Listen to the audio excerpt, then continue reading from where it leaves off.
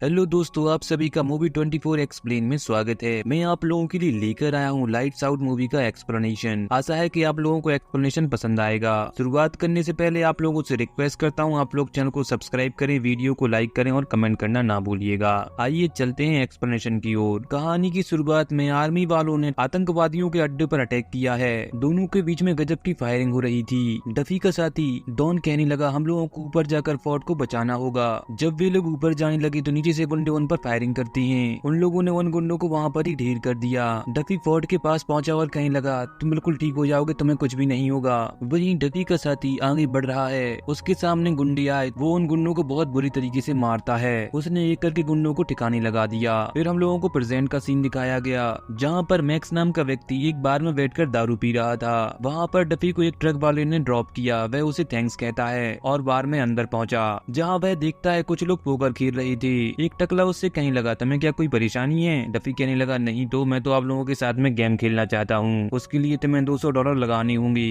तब डफी ने अपनी वॉच उतार कर उसे दे दी। तब डफी बैठकर उनके साथ में गेम खेलने लगा। टकले को लगा कि ये क्या जीतेगा, इसलिए उसने अपना सारा पैसा दांव पर लगा दिया। डफी अपने पत्ते दिखाते हुए कहने लगा, मैं जीत गया हूँ। जैसे ही वह पैसे लेने लगा तो वह टकला कहता है, तुमने चीटिंग की है। उसके आदमी डफी को मारने उठे तो वह उन्हें मारने लगा। उसने दोनों ही आदमियों की जमकर धुलाई कर दी। तब टकला उसे रोकते हुए कहने लगा, अरे भाई रुक जाओ, तुम सारा पैसा और अपनी घड़ी भी ले जाओ। उसने पैसे और घड़ी ली और वहाँ से जाने लगा।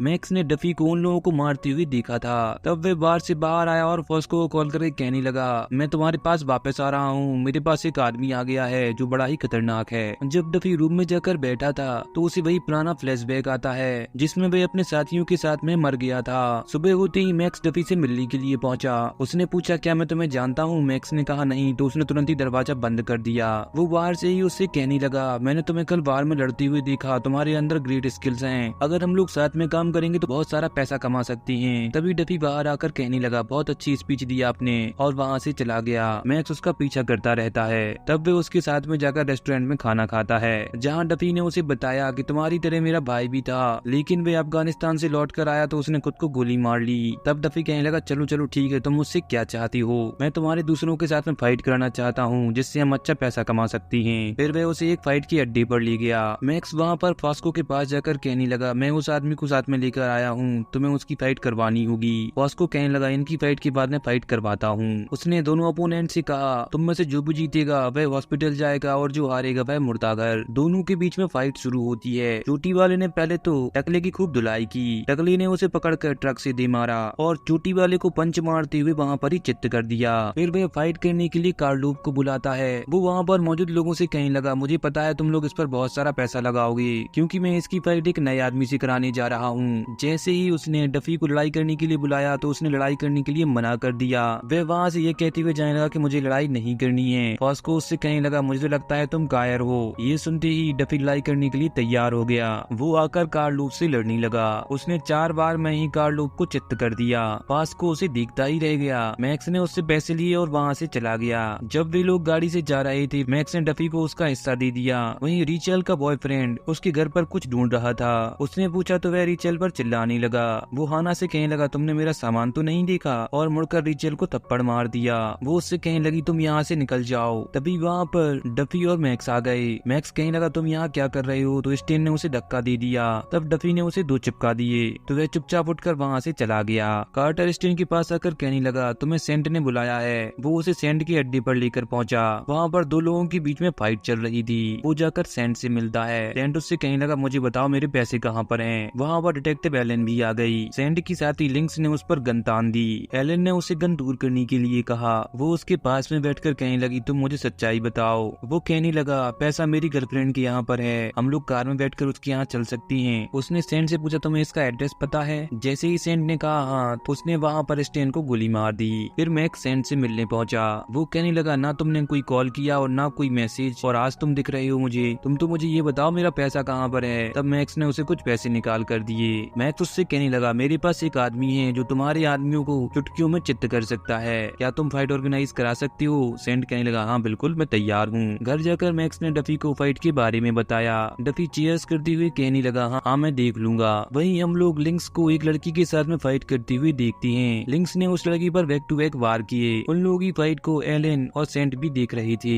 लिंक्स हैंक्स ने उस लड़की को लात मारी और दूसरी बार में ही चित्त कर दिया। फिर वहाँ पर मैक्स डफी को लेकर आया। डफी उससे 5-1 का दाव लगाने के लिए कहता है। सेंट उसकी बात को मान गया। फॉस्को ने दोनों फाइटर्स को नियम बताए। दोनों फाइटर्स के बीच में लड़ाई शुरू होती है। एक बार में ही डफी ने अपने अपोनेंट को धूल चटा दी। मैक्स डफी को लेकर वहाँ से जाने लगा। सेंट उसे रोकते हुए कहने लगा, मुझे एक और फाइट करवानी है ताकि मैं अपना पैसा वापस ला सकूं। मैक्स ने तो मना कर दिया, लेकिन डफी कहने लगा, तुम्हें इस बार 3 गुना दांव लगाना होगा। सेंट उसकी बात पर राजी हो गया। कार्टर के साथ में उसकी फाइट शुरू होती है। वह उसके बार से बचता हुआ कार्टर को लात मार देता है। कार्टर ने उसे पकड़कर पंच मारे। डफी ने उसे एक पंच में ही नीचे गिरा दिया। कार्टर उठकर उसे लगातार मारता है। तभी डफी को वहाँ पर फ्लैशबैक दिखाई देता है, जिससे डफी में एक अलग सी ही एनर्जी आ गई। उसने कार्टर की टांग पकड़कर उसका जबड़ा तोड़ दिया और उस पर लगातार मुक्के मारने लगा। मैक्स ने आकर उसे रोका, कहते हुए कि हम लोग जीत गए हैं भाई, अब तो रुक जा। बाद में मैक्स डफी को पैसे देते हुए कहने लगा, जब तुम फ्लैशबैक देखती हो तो तुम में एक अजीब सी एनर्जी आ जाती है। वहीं एलेन अपनी टीम के साथ में रेचल के घर पहुंची। वे लोग कहने लगे, हम लोग स्टेनली को ढूंढ रहे हैं, इसलिए हम लोगों को आपके घर की तलाशी लेनी होगी। जैसे ही रेचल ने कहा, पहले आप लोग वारंट दिखाइए, तब वे लोग जबरदस्ती उसके घर में घुस गए और घर का सारा सामान तहस नहस कर दिया।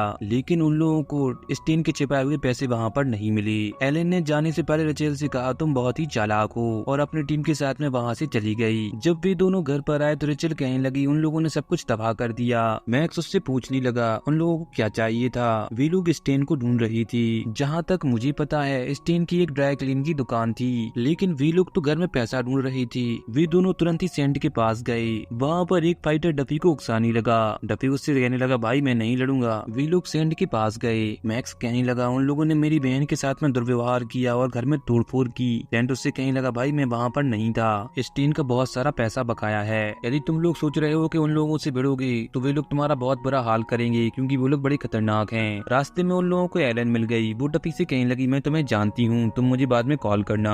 गाड़ी में बैठकर डफी कहने लगा, ये पुलिस वाले करप्ट हैं और तुम्हारी बहन बड़ी मुसीबत में पड़ गई है। वहीं फॉस्को सेंट के पास आकर कहने लगा, मैक्स एक और फाइट चाहता है। तब वे लोग एक प्लान बनाकर फाइट करने के लिए राजी हो जाते हैं। फाइट शुरू होती है। जैसे ही डफी ने अपने अपोनेंट को नीचे गिराया, उसने डफी की आंखों में धूल फेंक दी। फिर भी डफी उसे मारता रहता है। उसने तो उसकी हड्डी ही तोड़ डाली। फॉस्को ने उसे विजेता घोषित कर दिया। वह बाहर आकर बताता है कि तुमने जिसे अभी मारा है वह एक पुलिस वाला था। उधर घर पर रेचल को डस्टबिन के पीछे स्टेन के छिपाए हुए पैसे मिल गए हैं। वह पैसों को अंदर ले गई और अपनी बेटी से पूछने लगी, ये क्या है? उसकी बेटी रोती हुए कहने लगी, वो आपको अच्छे से ट्रीट नहीं करता था, इसलिए मैंने आपकी मदद करने के लिए ये सब किया। इतने में रेचल के पास में मैक्स का कॉल आया। वो कहने लगा, अपना सामान पैक कर लो, हम लोगों को अभी निकलना होगा। वहीं फेस को जब अपना बैग लेकर जा रहा था तो पुलिस वाले ने उसे गोली मार दी। मैक्स घर पहुंचा ही था कि एक गुंडों की गाड़ी आकर उन पर फायरिंग करने लगी, जिसमें एक गोली उसकी भतीजी को भी लग गई। डफी ने तुरंत एम्बुलेंस को कॉल करने के लिए कहा। डफी मैक्स से कहने लगा, हम लोगों को इस खेल को आज रात ही खत्म करना होगा। डफी अपने दोस्त डॉन के पास मदद मांगने के लिए पहुंचा।